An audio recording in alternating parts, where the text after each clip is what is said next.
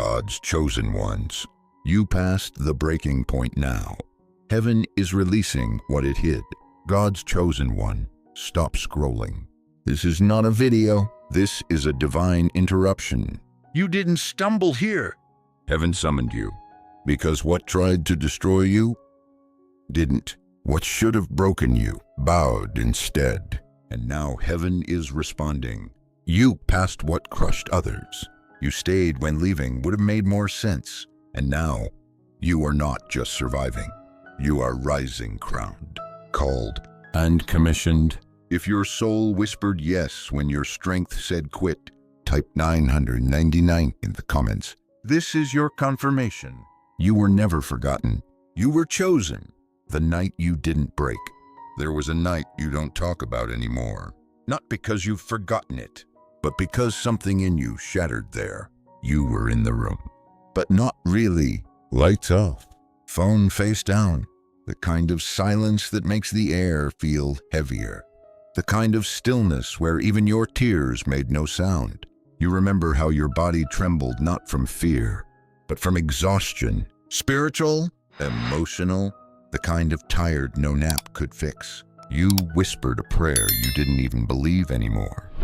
God, if you're real, just say something. But the room stayed silent. The heavens didn't move. And yet somehow you stayed. You didn't throw the towel. You didn't curse his name. You didn't walk away from your calling, even when your calling seemed to walk away from you. And here's the part no one else saw. While the world kept spinning, heaven stood still. Every angel paused. God took note not of your perfection, but of your posture. You didn't stay strong. You stayed surrendered. And that is what made you unstoppable. Because it wasn't your power that held you.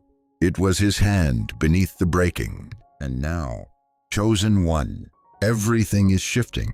Heaven is responding, not to your talent, not to your hustle, but to that one night, the night you didn't break. Part 1, the breaking point where you should have given up.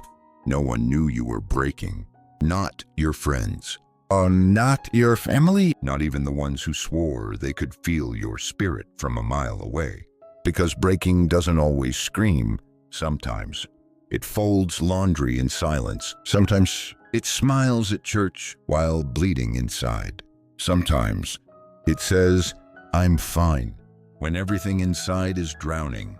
You reached that point, didn't you? Where your body kept moving, but your soul was sitting on the floor, holding its knees, rocking back and forth, asking heaven, why is this happening to me?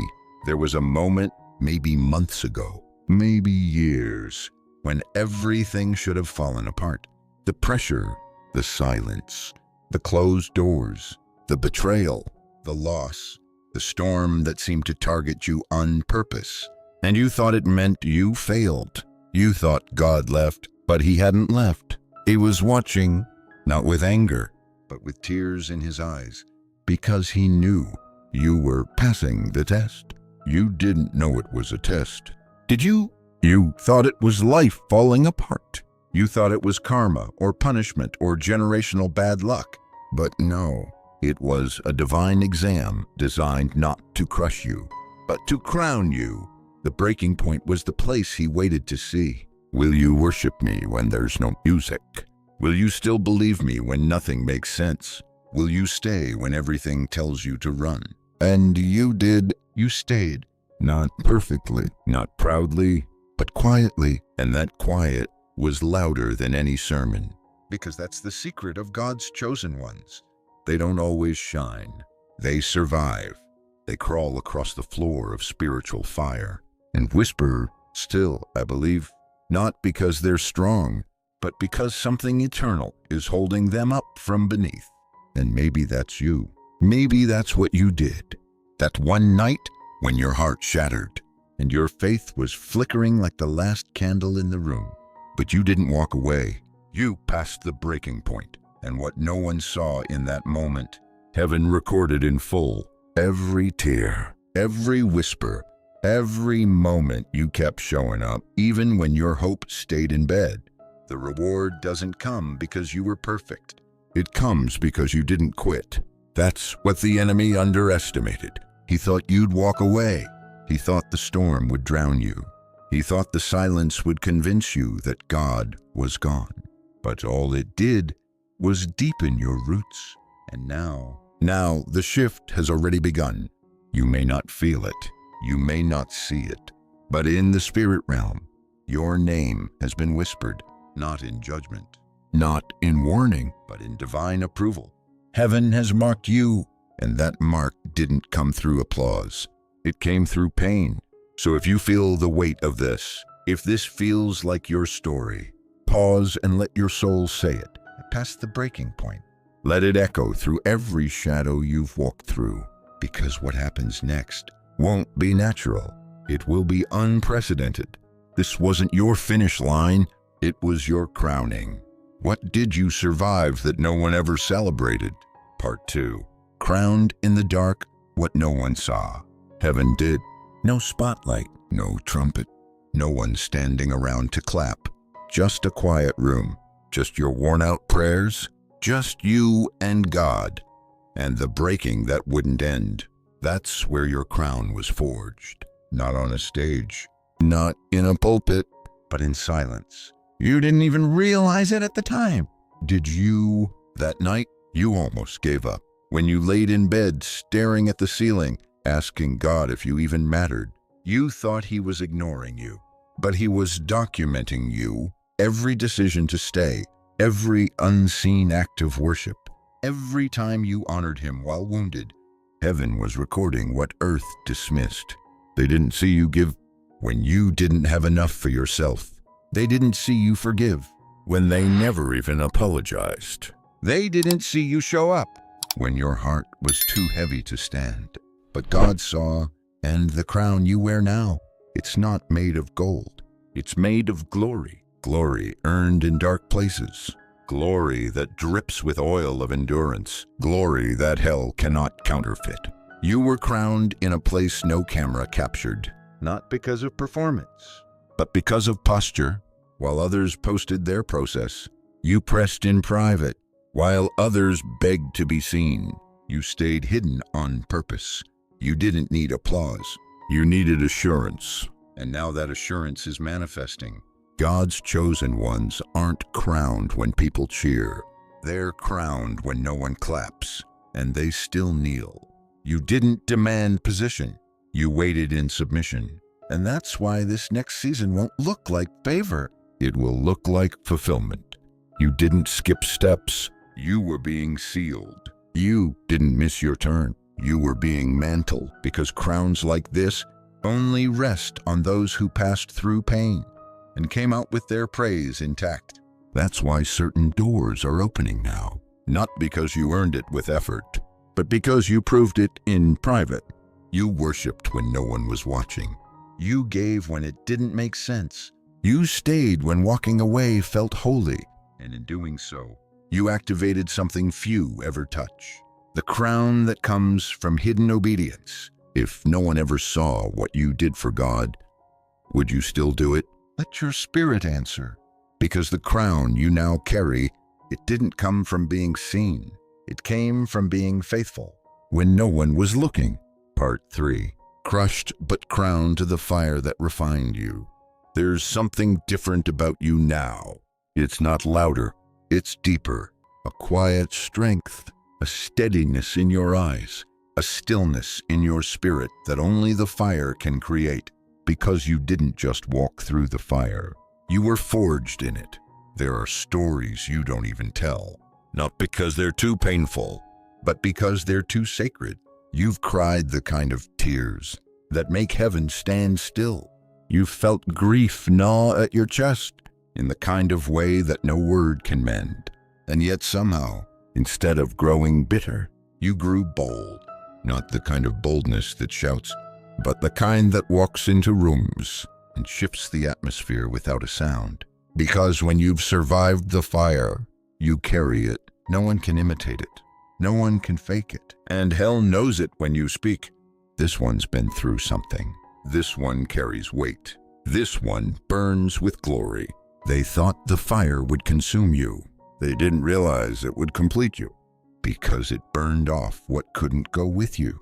The fear, the false identity, the need for validation, the version of you that was still trying to earn God's approval.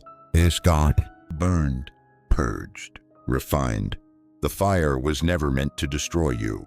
It was meant to reveal you. God didn't let you enter it because he was distant. He led you into it because he trusted that what he put in you was fireproof, and he was right. You came out different. You stopped chasing applause. You stopped explaining your obedience. You stopped needing the room to understand you. Because now, you're not moved by opinions. You're led by presence. You don't pray to impress, you pray to pierce. You don't walk in to be liked. You walk in because you've been sent. You've become dangerous to darkness now, not because you're loud, but because you're aligned. Because when God can trust someone through fire, he can trust them with authority. And that's what rests on your life now. What did the fire burn off of you that you're now grateful is gone? The enemy thought the fire would end you, but all it did was unveil you. Cut? Yes, but crowned, refined, released, and now unshakable. Part 4. The mantle falls, divine promotion with no explanation. It didn't make sense. The doors that once refused you, opening without warning. The places you once begged to be noticed, now calling your name. The very rooms that once said, "You're not ready," are suddenly rearranging chairs to make room for you. But here's the mystery. You didn't knock, you didn't push. You didn't campaign or compete, you just stayed surrendered. And the mantle found you. That's how it works for God's chosen ones. They don't chase platforms, they carry presence. They don't network their way to the front. They kneel their way through the back door and find the throne room. You weren't promoted by people. You were positioned by heaven. The moment it shifted wasn't loud. It wasn't some grand announcement. No spotlight, no stage, just a weight settling on your shoulders, invisible to most, undeniable in the spirit. You felt it. You started seeing through lies faster. You spoke, and the atmosphere shifted. You prayed, and people wept. You walked into rooms, and hell got nervous because the mantle had fallen. This wasn't gifted to you because you were talented. It was released because you were trusted. Trusted to carry what others dropped. Trusted to walk where others ran. Trusted to stay planted when storms ripped through. You didn't skip the fire. You didn't bypass the process. You bore the weight of silence until your back grew strong enough for glory. And now, your life is promotion with no explanation. People can't figure it out. They whisper, "Wasn't that the one who lost everything? Didn't she disappear for a while? Wasn't he overlooked for years?" Yes. And that's exactly why the mantle fits. Because heaven doesn't promote by popularity. It promotes by proven surrender. This is the part that no one teaches.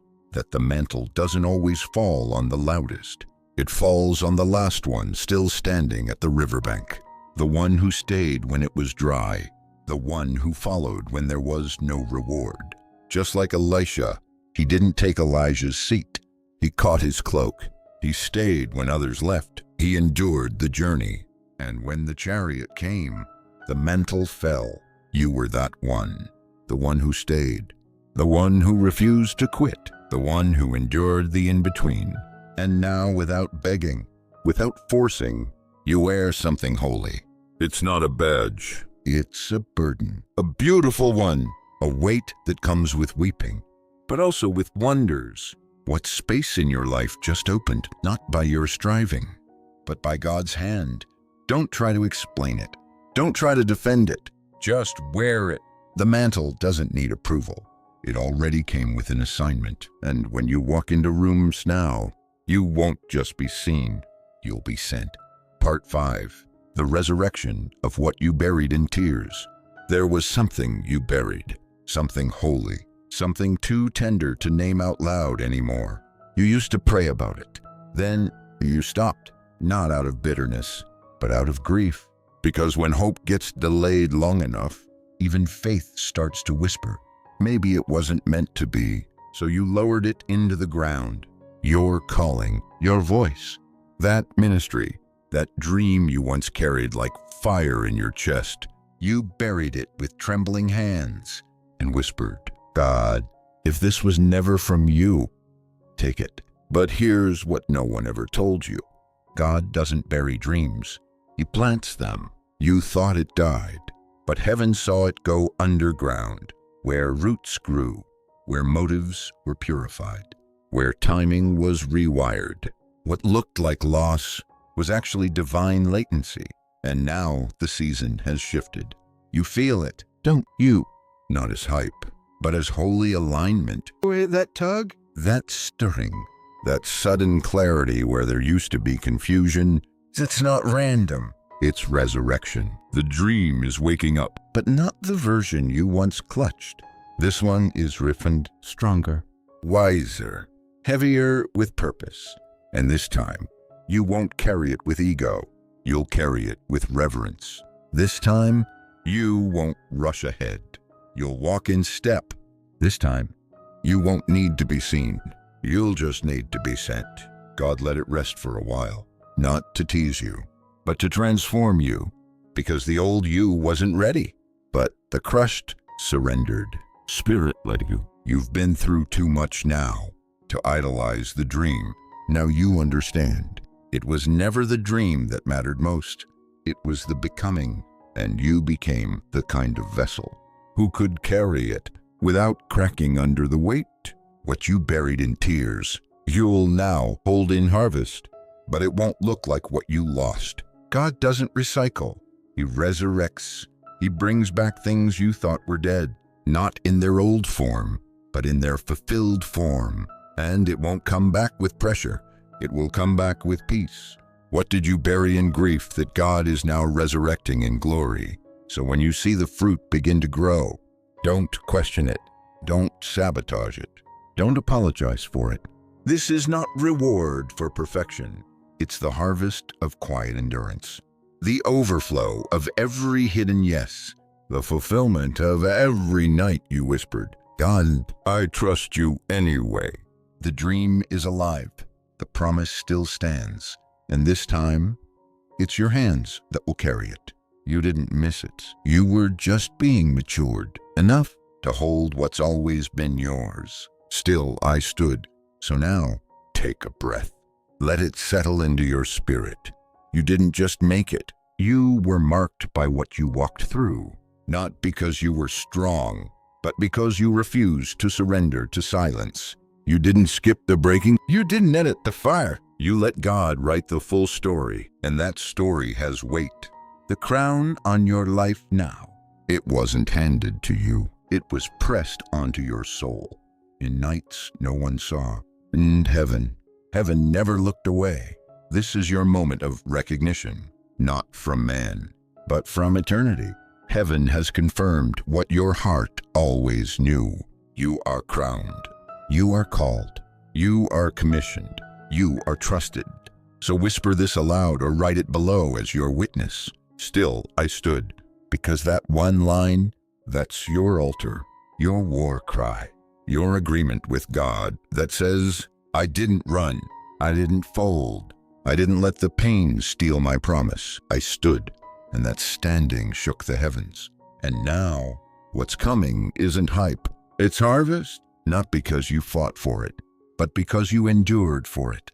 Because obedience, even when unseen, is always crowned in glory. So pause right now. Mark the moment with heaven. Type 555 in the comments. A prophetic act that says, I receive the mantle. I honor the fire. I accept the weight. Let it be your signal to the Spirit. I am aligned. Yes, I am ready. I will not shrink. And if this word struck something deep, don't just scroll on. Share it like a rescue rope. Someone's crawling in the very place you stood. Tap, like not for vanity, but as a banner that says, this word was for me. Subscribe not just to a channel, but to the stream of prophetic oil that God is using to nourish the hidden ones. And if you're led to sow, do it not to tip a voice, but to build an altar that helps this message reach the next weary soul.